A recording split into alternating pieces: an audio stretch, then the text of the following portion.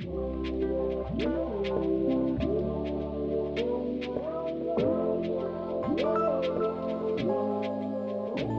morning, everyone. This is Rob McDougall from Zhang Financial here with your weekly economic update. Today is Monday, February 24th, 2025. First of all, sorry we missed last week. I failed to alert you to the fact that I would be down in Naples at a client event for a couple of days, so we missed that. Apologize for that. So today we'll just start off with information from last week. Now, the week prior that we did not cover, as I was in Naples, had one very important data point near the end of the week, which was retail sales ex auto. Both of those metrics missed by a wide margin. So that was the first sign I think that we've seen so far of any potential slowing for the U.S. economy. So we'll jump off from there, go through the data this week, and then take a look and see what the Atlanta Federal Reserve has to say about it. But so the one data point before this 1 week, very important, retail sales missing the mark, down nearly 1% week over week or month over month. So last week, the economic activity that we had was on the negative side. So disappointment. There was five data points. The first one was a little better than expected. That was building permits for January, came in better than expected by about 23,000. But the same day housing starts was announced, that was about 34,000 under expectations. Then on Thursday last week, initial jobless claims, they came in a little bit higher than expected. Consensus, 215,000 came in at 219,000. On Friday, existing home sales came in below expectations by about 40,000. And then the biggie that really resulted in a big market sell-off. Now, markets peaked last week on Wednesday, equity markets. Thursday, not too bad, but Friday, huge down day right across the board, particularly S&P, though, got hit. Really as a result of the Michigan Consumer Sentiment Index coming out. It was a final reading for the month of January. The expectation was it would come in at 67.8, came in considerably lower at 64.7. So we're very curious as to how the Atlanta Federal Reserve might interpret the numbers that we've seen for the last 6 business days, and hardly any change. They still expect for this first quarter a full increase of 2.3% in terms of GDP growth, which is exactly what we had in the fourth quarter. So a little surprised, would have expected this number to come down. We'll keep an eye on it this week, report again next week. Inflation expectations, they've been moving up over the last 4 months. However, last week, hardly any movement. Actually, it dropped one data point or 1 basis point from 2.43 to 2.42%. That's the expectation for the average inflation over the next 10 years. In terms of the Fed funds future market and what the Federal Reserve might do for their March meeting, expectation is almost 100%. We're not going to see a cut. That's at 97.5%.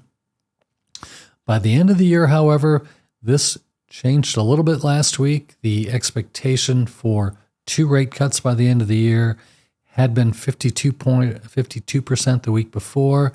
At the end of last week, that had actually increased, been raised to 57% probability we'll get at least 2 Fed cuts by the end of this year.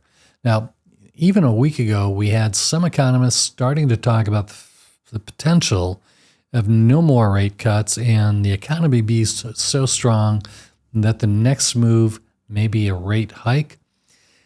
Kind of don't think that's going to happen. I think that was based on an inflation number from last month that might have been elevated a little more than you'd expect. And the fact that the GDP growth, again, Atlanta Federal Reserve still thinks it's going to be 2.3% in the first quarter, but we are starting to see some economic data suggesting maybe growth will come in a little bit slower. We'll see. So that was it in terms of the economic data from last week. How did the markets react to that? Well, the equity markets here in the U.S., not great. S&P, I mentioned, had a huge down day on Friday. Now it was a shortened week, 4 trading days. But for the full week, S&P was down 1.6% for the week. And the way that's split up was growth really got hammered. Growth was down 3.9%. Value hung in much better, only down 30 basis points. Large did outperform small. Large was down 1.8%. Last week, small cap was down 3.2%. So in a pattern that we've been seeing for most of this year, U.S. markets actually underperformed international markets. Now, this has not been the case for 3 years at least. So we're keeping an eye on it. We haven't changed any expectations, but it is interesting that international markets are starting to get a bit of a bid. And last week, when the S&P 500 again was down 1.6%, developed markets ex-US only down 30 basis points, and emerging markets actually up 2% last week. That was on the strength of China, basically. China last week up 3.9%. Now, fixed income markets last week also up. You had the 2-year yield drop 7 basis points. The 10-year dropped 5 basis points. So the Bloomberg U.S. Aggregate Bond Index last week was up 35 basis points. Let's take a look at some of the economic activity that will be released this week. Starting on Wednesday, we're going to have new home sales. The consensus expectation for January is that's going to be below what we saw in December. December was 698. Expectation is we'll come in at 680. Now, we are very focused again on GDP and the components that go to into that growth number. So Thursday will be interesting. Durable goods and durable goods orders ex transportation will come in. Both of those metrics for the month of December were poor, particularly the headline number durable goods. That was down 2.2% month over month. In December, expectation for January up 2.5%. And if you strip out transportation, still expected to be up 0.3% month over month. Also on Thursday, we'll get initial jobless claims as we do every week. Last week, again, was 219,000, expected to be right about that, 220,000. Then pending home sales for the month of December was down 5%, 5.5% month over month. That is expected to be down 0.6% for the month of January.